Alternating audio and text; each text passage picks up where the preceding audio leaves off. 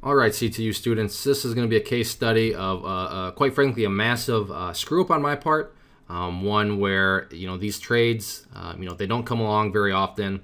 They come along, but they don't come along with this sort of what you're about to see happen. I found it.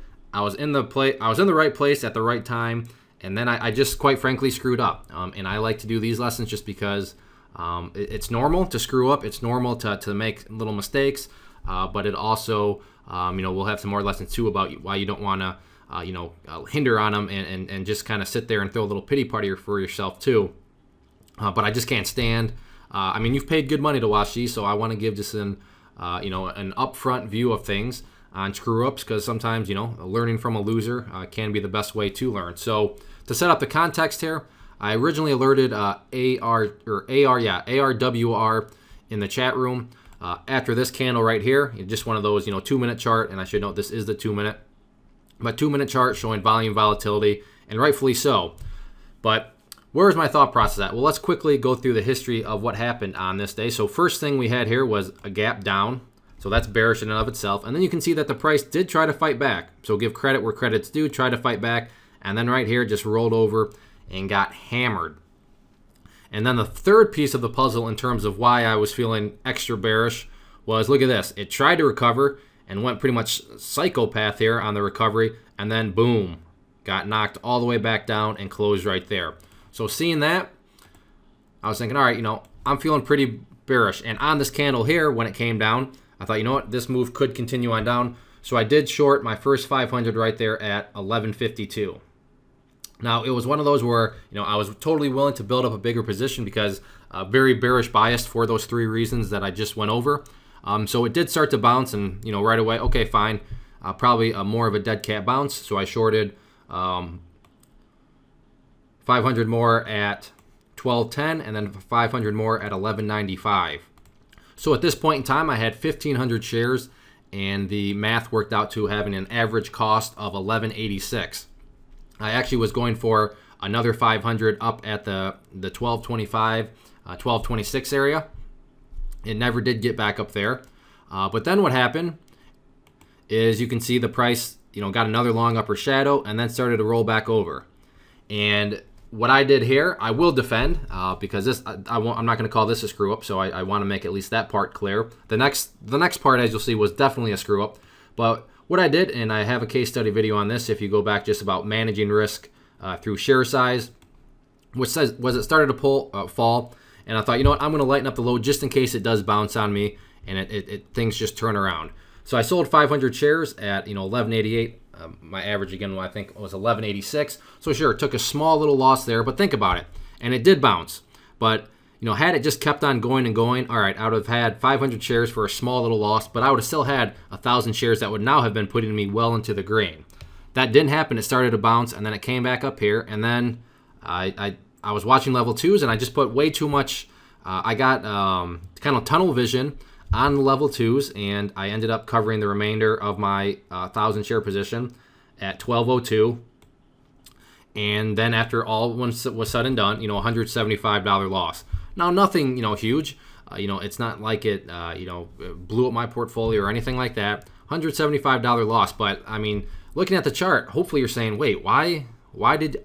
I can understand if maybe you covered on one of these upwards moves because you thought it was going against you, but 12.02, that's basically right here. Why would you cover?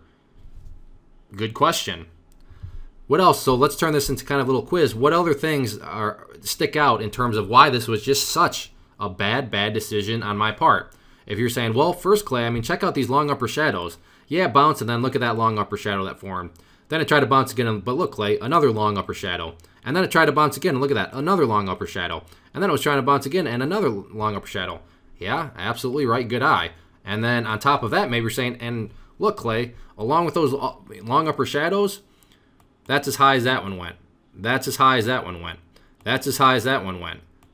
Yeah, so not only were these long upper shadows, they kept putting in lower highs. Yeah, exactly. Hopefully now you're saying, wow, Clay, it was a bad decision. And when you see what happens next, you're gonna think, wow, you totally botched a great opportunity, and that I did indeed. So let's just kind of see now how things unfolded. Next candle there, And then look at that. Nice move to the downside, but even nicer. But believe it or not, this party is just getting started for the bears. Already would have been a very, very nice trade here.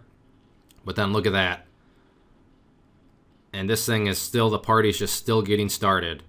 So keep in mind, had 1,000, because, you know, I stand by the lightening up the load at 500, 1188. So I had 1,000 at an average cost of, let's see, I had 1210 and 1195. So what's the middle number between those? I think right around like 1207, I believe. So 1207 was my average. Yeah, 15-cent difference, half of 15, 7.5. So 1207 and a half. Let's just call it 1207 was my average cost for 1,000 shares. And I, you know, yes, granted, I had a small loss working against me, but I would have it 1,000 at 1207. So up here, and now look where it's at. Over $1 move in my direction already from 1207. And then look at that. And then look at that. Now we're talking a $2 move from my average. No, yeah. Wait, now the no, excuse me. A $3 move now. And keep in mind, 2-minute chart. So, you know, 2, 4, 6, 8, 10, 12. So in 12 minutes, I would have had basically, you know, a $3,000 winner in 12 minutes had I just, you know, hung on to those 1,000 shares. Now, would I have captured all this? To be honest, yeah, quite frankly, because, I mean, it never really bounced. Here's a very small bounce, but then from there just bounced down and down. And the other reason I say, yeah, I probably would have captured quite a bit is it's not done yet. Now look at how far it went. Now there's a $4 move from 1207. But here's where the next lesson comes. And here's where I almost got myself in a whole lot of trouble. You know, talking from an emotional standpoint, lots and lots of bitterness. Lots and lots. Oh, I can't believe I did that stupid chart. Like, you know, like the chart actually is a living, breathing, you know, person. Stupid chart. You little, you know, stupid chart, blah, blah, blah. And then finally, you know, just, Clay, look at this. Look at this. You know, get your head on straight. It's getting very overextended now to the downside. You know, so, you know, just start. So I got my head back in it. And the reason I want to do this, don't be bitter at a chart. I mean, you can't really get any more bitter than I was feeling. I mean, like I said, these don't come along often. Do charts break down? Yes. But do charts break down and then absolutely collapse like this? No, I wish I could say that these come around, oh yeah, 2 or 3 times a day. No, that's not to happen, or that's just not the case. But it broke down and I was bitter, bitter, bitter. And then, you know, all right, get back in the zone, get back to level 2, start watching the charts. And watching the charts, I noticed, hey, you know, 850 is clearly a level of support. And what I ended up doing down here was, you know, at 1033, so during the formation, you know, right around this period, I picked up 1,000 shares at 851 and then sold on the bounce for 49 cents. So 49 cents at 1,000 shares. And you can see here, what's the math on that? So in 16 seconds, I made $490 on this trade. 490, very nice. You know, back to I guess defend myself, but to just defend the whole concept of cutting losses. Sure, I screwed up, but did I screw up? So let's think about this. Did I screw up in the sense of letting the loss get out of control? No, actually, I screwed up. I erred on the side of caution. I just took the small loss of 175, and you know what? I moved on. So, you know, in and of that, and I'm not trying to, you know, I guess I am maybe trying to make myself feel better, but it's true. Regardless, if you're gonna make a mistake by making a loss too small.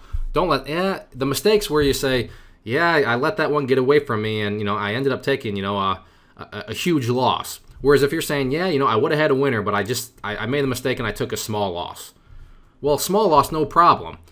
So in that regard, at least I erred on the side of caution, took a small loss, but I got my head back in the game. So $175 loss, which I can't remember if I brought that up or not, but you know, if you run the math on all that, that's a $175 loss. But then I made, you know, $490. So I was back in the green, and you know, I wiped away that loss and was still very nicely in the green. But you know, had I let the emotions and everything still get to me, I would have missed out on this. And then I actually alerted in the chat room, hey, 850, you know, a break of that to the downside. You know, things very well may, you know, turn around. And, you know, I'm not a big fan of shorting sub $10 stocks. So I kind of just, but I know a lot of people are. And, you know, you see right here, broke to the downside of 850. Like I said, watching level 2s, And then, just seeing the chart take shape here, you can see it tried to base out there. So, with that combination, 850 became pretty apparent. And so I alerted it, and, hopefully some people took advantage. But, I mean, look at that. Now the stock started to get halted. So, I mean, it got so bad that the SEC was like, wait a second, let's pause it and halt it. But then went from 850 all the way down to, I think it went even, so there's a little dead cat bounce. And then, yeah, went as low as 575. So, again, hindsight, I mean, now this move here would have definitely stopped me out had I still been in. But regardless, 1,000 shares at 1207 average. I mean, it still stings, but this does make me feel better because at least now I didn't end up taking a loss on the whole thing. I turned things around and at least made 490 on the trade, which wiped away the 175. But case in point, mistakes happen. So just don't get down on yourself, but don't stay bitter. Keep your head in the game.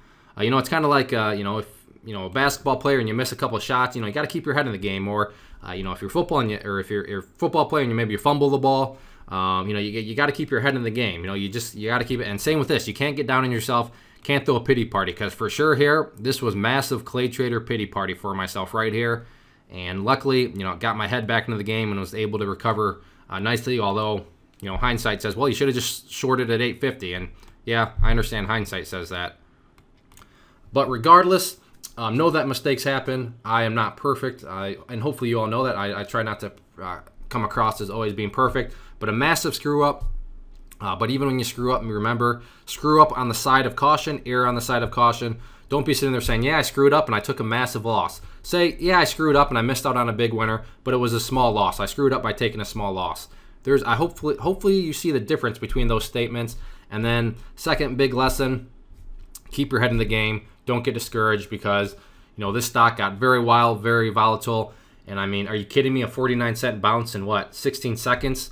But that's why you got to keep your head in the game because there's always going to be another opportunity right around the corner. So thank you for watching, and leave your comments below if you have anything else. But a golden opportunity I missed out on, but it is what it is at this point. Hopefully it helps everybody learn something.